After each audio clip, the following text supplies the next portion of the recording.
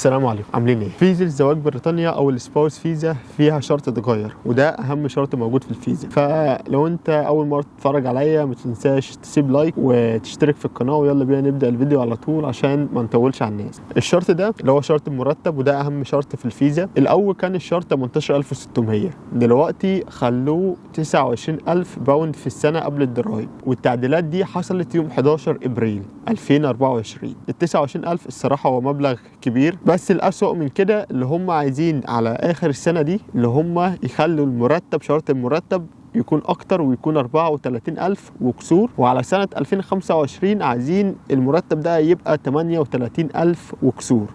فالصراحة الموضوع هيبقى صعب جدا في السنين الجاية.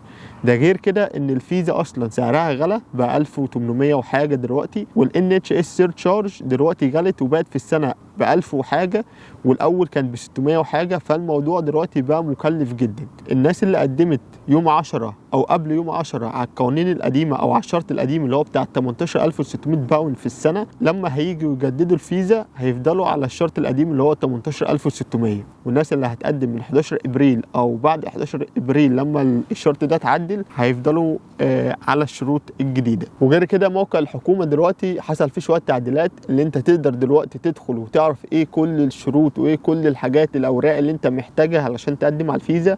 الاول ما كانش فيه الموضوع ده خالص، دلوقتي هم كاتبين لك على الموقع كل اللي انت محتاج تعمله علشان تعرف تقدم على السباوس فيزا، الاوراق المطلوبه منك، ازاي تقدم، ايه الحاجات اللي مطلوبه، كل حاجه. فالموضوع دلوقتي بقى اسهل، مش محتاج ان انت تروح تسال حد ايه الحاجات او ايه هي الاوراق المطلوبه. ومن الاوراق المطلوبه هتقدر تعرف اذا كنت هتعرف تقدم بنفسك ولا هتحتاج محامي، بس الموضوع هيبقى اسهل لك بكتير، فمش هتحتاج محامي، لان لو هتجيب محامي هيكلفك كتير، والمحامي لازم يكون من بريطانيا. والناس اللي بتسالني وبتقول لي نقدم من مصر ولا اخلي مراتي او اخلي جوزي يقدم لي من بريطانيا، الموضوع مش هيفرق، لانك انت كده كده بتقدم اونلاين، وبيبقى في اختيار بيقول لك انت بتقدم من خارج بريطانيا ولا من داخل بريطانيا. طبعا اول فيزا انت بتبقى بتقدم من بره بريطانيا، فانت هتختار اللي انت هتقدم من بره بريطانيا. لما بتيجي تجدد انت بتبقى داخل بريطانيا، فانت بتختار الاختيار اللي هو اللي انت هتقدم من داخل بريطانيا. الناس اللي هتجدد فالفيزا ما جاليتش من داخل بريطانيا،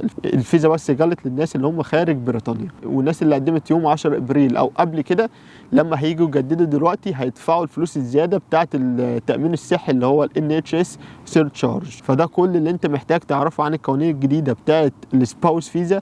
غير كده هسيب لكم برده لينك جروب على الفيسبوك، ادخلوا على الجروب ده، ولو في اي سؤال انتوا عايزين تسالوه هتحطوا السؤال ده على الجروب، هتلاقي كذا حد هيفيدك وهيرد عليك، وهتلاقي في شويه محامين ممكن يردوا عليك في الجروب ده. فده اعتبر احسن جروب انت ممكن تدخله تتكلم فيه، حتى لو انت بتقدم على الفيزا وفي سؤال وقف معاك انت ممكن تسالهم على الجروب، وهتلاقي في ناس كتيره اصلا قدمت بنفسها، وهتلاقيهم بيقولوا لك ايه اللي انت محتاج تعمله في الحته دي او في السؤال اللي انت ساله. فالفيديو بتاعنا خلاص فيديو سريع عن القوانين الجديده بتاعت الفيزا. فلو عجبك الفيديو، ما اعرفش بقى في حد هيعجبه الفيديو ولا لا، لان الصراحه الشرط اللي هو بتاع المرتب ده شرط رخم جدا. فما تنساش اللايك والاشتراك، وان شاء الله اشوفكم في فيديو جديد. السلام عليكم.